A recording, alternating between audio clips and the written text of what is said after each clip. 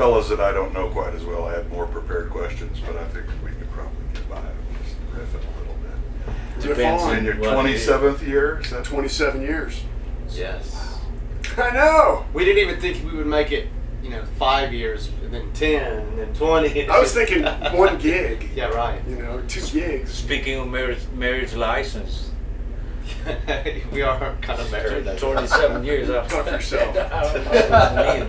Do I remember you telling me that your first gig you had 2 accordion Yes, we players? did in the early days. We Rhythm and a lead. Yes, rhythm and lead accordion. It was a lot of fun. We did a lot of Tex-Mex, a lot of Doug Psalm, a lot of.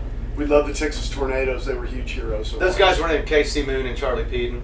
And on Charlie's very last gig, he turned around. He was doing something on stage at Willie's, and we couldn't see what he was doing. He turned around. He had set his accordion on fire. Oh. And the flames were almost leaping up to Whenever the he'd ceiling. open the bellows, the flames would shoot to the ceiling. There's like fake tiles. So I was ready to evacuate it. Yeah, I was standing right next to him. I had to step off the stage for a little while. But anyway, we've been through a long history of a lot of different band members, but the 3 of us, 27 or 8 years now, something like that. Going on. Really? Yeah, here we go, man. Still doing it. Yeah. Proud of you guys. Glad to be here. The last 2 albums that you've recorded, I think, are probably the most. I mean, I love everything you've ever recorded, but those, I think, are standouts. Curious what you might have ambitions for recording again in the near future. Well, actually, we're planning a live recording in October at the Blue Door. The Blue Door. I don't know if you guys know the Blue Door venue in Oklahoma City. It's probably the best singer-songwriter acoustic venue in town. And we've played there actually more than any other band. He's been in business for about 23 years. And we talked about it since the beginning of being a band. We thought we should do a live album. People always tell us that. They go, your albums are great, but we just love to see you live. So we've always talked about doing a live one. This would be our first chance to do a live record. Yeah, it would be nice, interesting. Yeah. And this venue in particular it means a lot to us because of what it is. I mean, he's had everybody from Arlo Guthrie to Jimmy Webb, Lucinda Williams to Guy Clark, Bob Newworth. I mean, it's a who's who. You know the Blue Door. Greg Johnson. Yeah, it's a who's who of who's played there. Folk singers and Jerry Jeff and of course, like Billy new guys Joe. like John Fulbright got to start there, got a wider audience. So we wanted to do it at a place where the music and the song really counted. The song really means something at the Blue Door. More of an intimate people gathering. Listen. They come to. It's not a bar. They come to listen to the music. It's actually a BYOB, which is even better. Bring your own. And it is kind of strange because sometimes, like he was saying, people are such music fans that go there. I mean, you'll look out sometimes. You're singing, they're hanging on every word, and it's kind of it's a little bit. intimidating. Yeah, of but course. it's always they're really appreciative, and we just love the Blue Door. So that's what we're doing. Up close. It is. Yeah. That's where we decided to do our record. Greg hit us up about it. And in fact, we did the very last gig time that Bob Childers appeared on stage was with us there at the Blue Door. So yeah, it means a lot to us. It does, The venue has a lot of special meaning.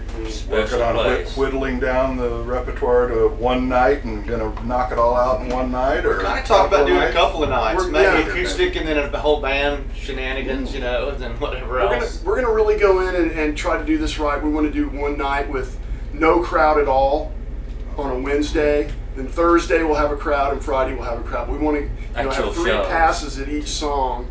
That way we can, with the modern technology. Because if we hadn't got it right by now, for God's sake, we'll probably have it right after one of those 3 nights. Yes. Those 3 nights will have ample amount of time. Yeah, we will.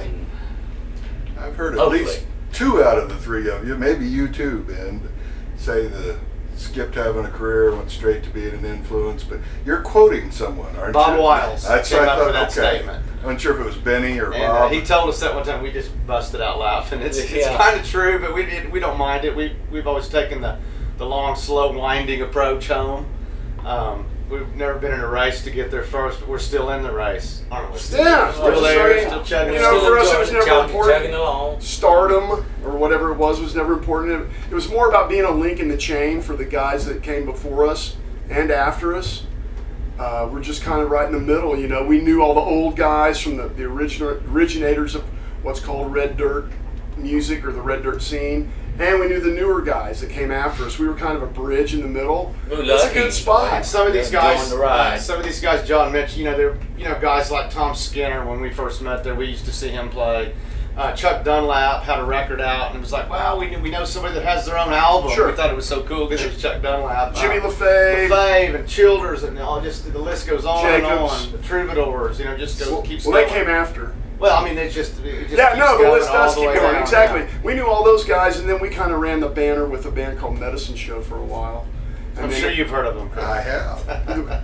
Well, if you know the Red Dirt scene, you know Medicine Show. Scott Evans. Yeah, well, Sure. Scott wasn't there at your science here last Wednesday. No, he wasn't. He had been at every science since Yeah, it's Tom a- passed. And And Brendan Jenkins as well. Yeah, Brandon came after us, along with that. Then came Ragweed and Stoney and Bolin and the whole slew of I mean, these guys we showed made up. the transition from the farm to the Yellow House. Yeah, we And did. we just went up to the next one. And then it was the Troubadours lived in this little ski chalet looking Yeah. thing over. We used to hang out there. Crazy. So it's like, I guess we were the guys looking up to the older guys, and now we're the guys that they look up because we're the older guys. So it's a big circle in the sky, and we love it. Sure. And it's still trying. Still turning, that's right. Talk about Tom. He's just passed, of course, recently. And How can you not talk about it? Yes, he's one of those guys. Every time you see him, the first word comes out of his mouth will be either you smile or you just, hello, Tom. It'd be a joke. He's always that you feel really comfortable around Tom when he's around. That's right. Well, Tom was He's pivotal. the guy, that aura that he's got. Of Oh, course. yeah, still will be. Of course, he was pivotal in our scene, and we all looked up to Tom. And he was just. I think a big thing for me was how gracious he was and inviting. Especially if you had just started playing. Yeah. And he was like Childers in that way. He would help out the younger guys. That's it. Not say like, get lost, kid, but hey, come on, show me what you got, So he was always encouraging. Yeah, and Yeah. well, that and I never knew. He's the guy that knows more songs than any human I know. He is an encyclopedia. He can go for days without repeating himself. Gospel, rock and roll, Tex-Mex, Cajun, swing, blues, folk. I mean, it's just he was versed in it all. Yeah. I don't know how he knew all those songs. And if there ever was Yeah. a Red Dirt Wax Museum, Bob Childers and Tom Skinner should be in it. Yeah. Man, I don't want to see that.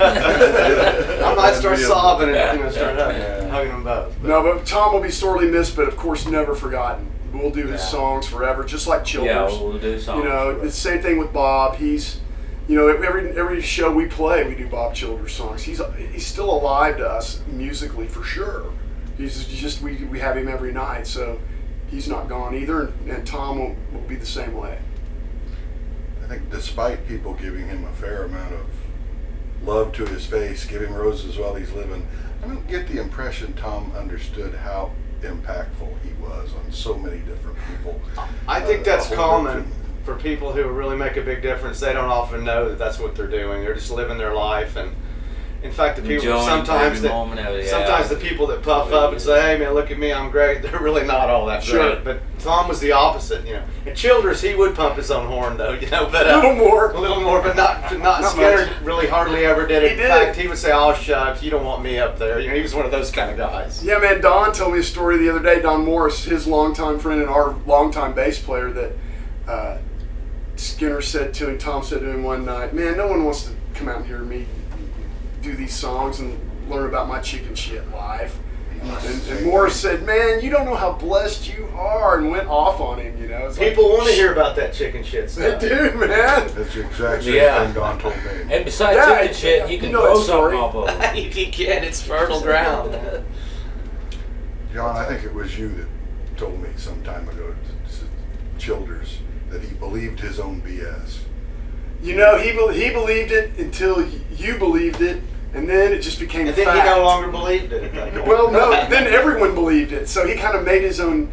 He made his own mythology, which a lot of people do that. Childers was a master. He was also a master at knowing when to show up at the right time. Like we do For the encore. Well, The encore. sometimes, but like at the Red Dirt Christmas, there would always be a moment when Bob would be on stage and every eye in the room would be on him. And it might just be for a minute or 30 seconds or 2 minutes, sing a verse. And he'd go straight to the bar and get free drinks all Yeah, night. all night, and all the women would come by and hang out and want to talk to him. But his timing on, how to be in the right place at the right time was impeccable, man. He just knew how to work even it. though I would say, kind of the way we're talking about it now, but Childers and Skinner are both very important, but they were kind of like two sides of the same coin. They were. They were on the same coin, but they kind of had different sort of vibes about them, but that was the beauty of Red Dirt music. Sure. It's the yin and the yang and all that other stuff. And of course, they were great friends themselves. Oh man. You know. Oh yeah.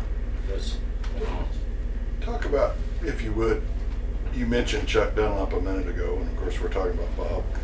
I'm familiar with hearing the story of how Childers was driving through and he heard Chuck on the radio and decided that's what he was going to come to Stillwater and stay in Stillwater. Well, there's another version of that story that that Bob used to tell, that he was hitchhiking home from the West Coast and was going to Ponca City, but the guys that picked him up said, "Yeah, but we're going to go to Stillwater. We got some stuff we got to do."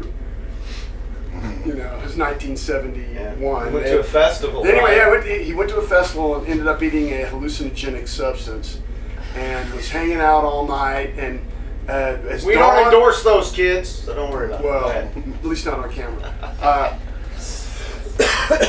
Where was I? Oh yeah. So he heard this music over a hill, and this dawn was breaking, and he walks over and it's Chuck Dunlap, and he said, "I knew at that point this is where I needed to be."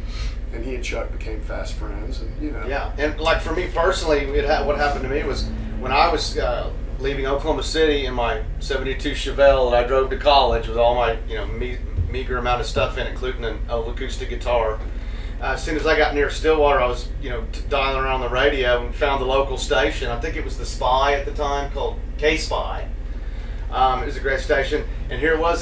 This song came on, a singer-songwriter, and it was great. And they said, "Ladies and gentlemen, that was Chuck Dunlap, a new artist, or an artist who just put out a new record." And so for me, it was, and I heard it, and I said, "Man, that is great. A guy can put out his own album here in Stillwater. This is where I need to be." So that's my personal story with it. So I may have been intermingling two different stories. well, after a while, stories get on. That happens, doesn't it? it does. Who knows what really happened after a certain point?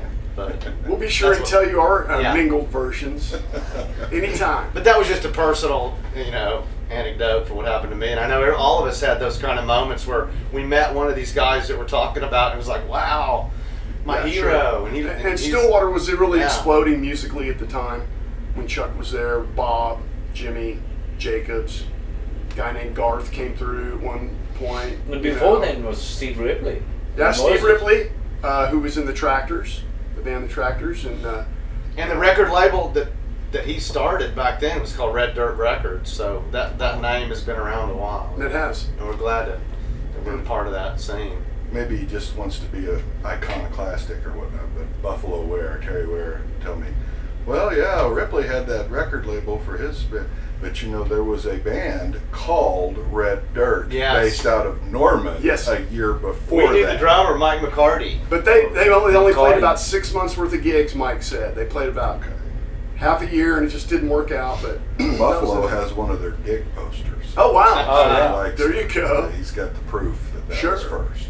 There you go, man. Well, and of course, before that, Jesse Ed Davis had a song called Red Dirt Boogie Brother back in the 60s. And, What's you that, know, that album, Oolahu or something? Ulu. There you go. Lulu, yeah. That's a good record. So the term goes Say way that back. 3 times fast, right? Right.